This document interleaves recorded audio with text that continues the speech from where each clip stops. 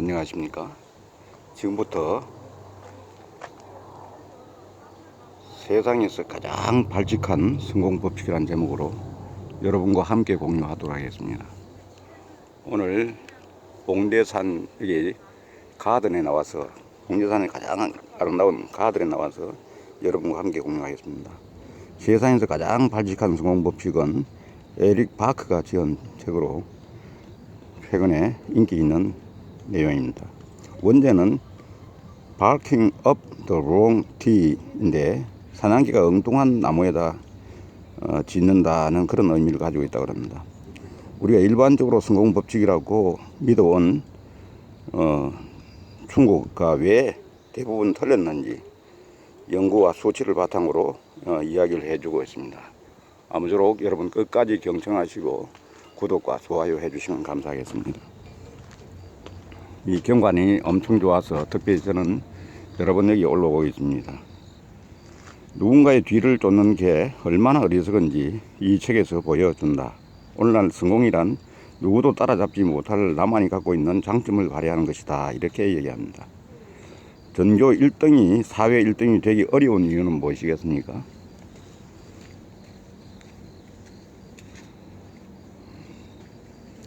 이거는 한마디로 이야기하면은 학교에서는 얌전하게 말 잘 듣는 학생이 좋은 성적을 받지만은 사회에서는 그렇지 않다는 것이고, 학교에서는 두루 잘하는 아이가 좋은 성적표를 받는다. 유독 한 분야에 열정과 재능이 있는 학생은 별로 인정받지 못한다. 이런 것도 사회와 학교가 다르다는 점입니다. 사회에서는 구태여 여러 가지를 다 잘할 필요 없는 것이죠. 자기가 잘한 분야, 강점이 있는 분야, 재능이 있는 분야, 좋아하는 분야를 골라서 하면 되기 때문입니다. 극단적인 아웃라이어, 알맞는 환경만 만나면은 부정적 품성도 대단히 훌륭한 장점이 될 수 있다. 나쁜 기질도 경우에 따라 정폭제가 될 수 있다는 그런 뜻입니다. 극단적인 아웃라이어. 그리고 너 자신을 알라고 하는 부분에서는 나 자신을 안다는 것, 인생에서 원하는 바를 이룬다는 것은 자신의 장점을 잘 알아야 한다는 뜻이다. 잘하는 일을 알아내는 방법으로 피터 드러크의 피드백 책이라는 것이 있다. 피드백 책에 어떤 일에 착수하면은 기대하는 결과를 미리 적어두고 나중에 나온 결과도 또 적는다.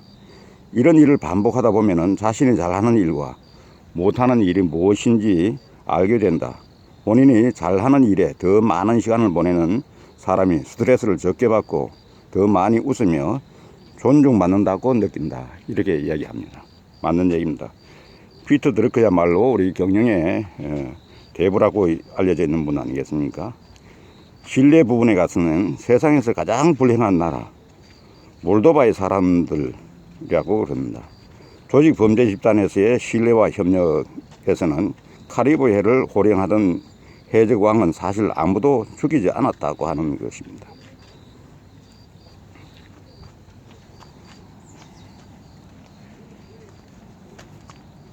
tit for tat의 성공 비결 4가지. tit for tat의 성공 비결 4가지. tit은 TIT for TAT입니다. 먼저 호의를 베풀어라 하는 겁니다. 남에게 호의를 베풀면 반드시 give and take가 오는 것이죠.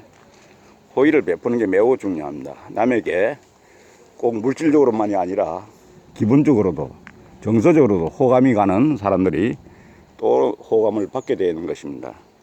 두 번째는 뒤통수 치지 마라. 뒤통수 치지 마라. 제일 기분 나쁜 게 뒤통수 치는 거라고 우리가 알고 있습니다. 잘 나가다가도 우리 뒤통수를 맞았다 그러면 기분이 엄청 안 좋은 거죠. 이게. 협력에는 협력으로, 말하자면은 배신에는 배신으로 대응하라. 이건 이제 정정당당하게 우리가 당당하게 대응하는 것입니다. 비굴하게 둘러간다든지 뒷담화를 한다든지 하지 말고 정면으로 부딪혀라고 하는 얘기입니다. 협력에는 협력으로, 배신에는 배신으로 대응하라. 잔꾀 부리지 마라. 잔꾀야말로 우리가 결국은 들통이 나게 되는 것이죠. 장기를 많이 부른 사람이 어떻게 좋은 인정을 받겠습니까? 한마디로 얘기해서 이야기가 안 되는 것이죠. 장기를 부리지 마라. 사람 좋은 멍청이란 말이 있습니다. 사람 좋은 멍청이가 되지 않기 위해 지켜야 할 규칙 6가지입니다. 사람이 좋다, 이건 마냥 좋은 거, 이건 좋은 게 아닌 거죠. 그런 사람을 멍청이라 그러는 멍청이. 첫째, 나에게 맞는 물을 찾아라. 나에게 맞는 물을 찾아라. 다 사람이 재능이 있으니까 자기에게 맞는 재능, 자기에게 맞는 장소, 자기에게 맞는 사람, 자기에게 맞는 어떤 사회, 공동체, 이런 것들 다 생각해 볼 필요가 있습니다. 자기에게 안 맞다고 비굴해질 필요도 없고 우울해질 필요도 없는 것입니다. 자기에게 맞는 물을 찾으면 되는 겁니다. 두 번째는 먼저 잘 보이고 협력하라. 먼저 잘 보이고 협력하라. 우리가 어떻게 보면은 내 정성을 다하고 최선을 다하고 그러고 난 뒤에 협력을 하면 되는 것입니다. 세 번째는 속 없이 주기만 하지 마라. 속도 없냐 그러잖아요. 속 없이 주기만 하지 마라. 우리가 보통은 한 번 주면 한 번 받지만은 2번, 3번 주고 한 번 정도는 받는 게 보통 가진 자에게도 우리가 필요하고 가지지 못한 사람에게도 최소한의 어떤 매너가 아닌가. 1대1 되면 가장 좋겠지만은 한쪽이 기울어졌다 그러면 적어도 상대방이 2번 낼 때 한 번 내고 또는 3번 낼 때 한 번 내고 이렇게 하는 게 필요하지 않느냐는 그런 얘기죠. 그 다음에는 열심히 일하고 생각하라. 열심히 일을 하고 생색내라. 일단은 생색내는 것보다 먼저 열심히 하는 게 먼저입니다. 열심히 일하고 생색내라. 자기 자랑을 하라는 얘기죠. 열심히 일만 하고 자기를 피하지 못하면은 멍청이가 되는 거지. 그래서 열심히 일하고 자기 자랑을 하라 그랬습니다. 멀리 봐라. 그리고 남들도 멀리 보게 하라. 멀리 보게. 지금 세상이 워낙 빨리빨리 바뀌기 때문에 멀리 보고 원대한 계획을 세우고 또한 남들도 멀리 보게 함으로 해서 우리가 세상을 살아나가는 어떤 지혜를 가진다, 이렇게 볼 수가 있습니다. 우리가 멀리 보고 또 그래도 또 더 멀리 보고 이렇게 세상을 너무 좁게 보지 말고 우리가 항상 멀리 보고 원대한 계획을 세우고 거기에 맞춰서 세상이 어떻게 변하는지 멀리 보고 길게 보고 이렇게 할 필요가 있지 않느냐. 마지막으로 6번째는 너그럽게 용서하라. 상대방이 혹시 실수를 했다 하더라도 너그럽게 용서하면은 그 용서한 게 자기에게 돌아오게 되었습니다. 우리가 남을 용서하라 이렇게 성경에만 있는 것이 아니라 거기 있는 내용을 우리가 실천을 할 때에 비로소 성경에 있는 내용이 나에게 제대로 발휘되는 것이 아닌가, 이런 생각을 해봅니다. 그리고 좋은 게임에 4가지 요소가 있습니다. 좋은 게임의 4가지 요소가 뭐냐. 이런 좋은 게임의 4가지 요소에서 보면 관점만 바꾸면 된다. 게임의 룰로 바라보는 순간 단지 일만이 아니라 우리 삶의 다른 모든 것도 레벨업이 된다. 뉴욕 공과대학교의 한 교수는 자신의 수업 방식을 유명한 온라인 게임인 월드 오브 워크래프트와 비슷하게 바꾸었다고 합니다. 그랬더니 학구열과 참여율이 오르고 부정행위가 현격히 줄어들었다고 합니다. 그러면 좋은 게임의 4가지 요소는 뭔가? 첫째, 누구나 이길 수 있는 게임이어야 한다. 누구나 열심히 하면 이길 수 있는 게임이어야 한다. 둘째는 새로운 도전 과제를 준다. 셋째, 목표가 있어야 한다. 4번째, 즉각적인 피드백을 준다. 참 좋은 얘기입니다. 우리가 좋은 게임에서 우리가 성공하기 위해서는 반드시 새로운 과제, 도전 과제가 있어야 되고 목표가 있어야 되고 즉각적인 피드백이 있어야 개선이 되고 다음 또 목표를 달성할 수 있지 않느냐, 이길 수 있지 않느냐. 그러면은 누구나 이길 수 있다, 이래 보는 것입니다. 누구나 이길 수 있으려 그러면 즉각적인 피드백을 통해서 계속해서 보완해 나가는 것이 필요하다.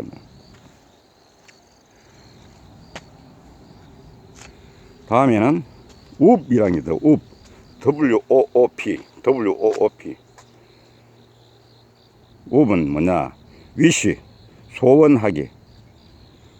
아웃컴. 결과 보기, 옵스타클, 장애, 플랜, 계획, 이 네 가지를 우브라고 하는데, 일, 연애, 운동 등 어떤 목표 실현에도 다 도움이 된다. 일이나 연애나 운동 등에 먼저 소원하기, 결과 챙기기, 장애물 극복하기, 계획 세우기, 이런 겁니다. 유치원생의 친구 사귀기 위해서 배우는 교훈은 뭐냐? 유치원생이 친구 사귈 때 우리가 배워야 될 게 뭐냐? 첫째, 최선을 다해 경청하고 진심으로 칭찬하라. 이게 순수한 마음에서 우리가 경청을 하고 진심으로 칭찬하는 것이 중요하다, 이렇게 생각됩니다.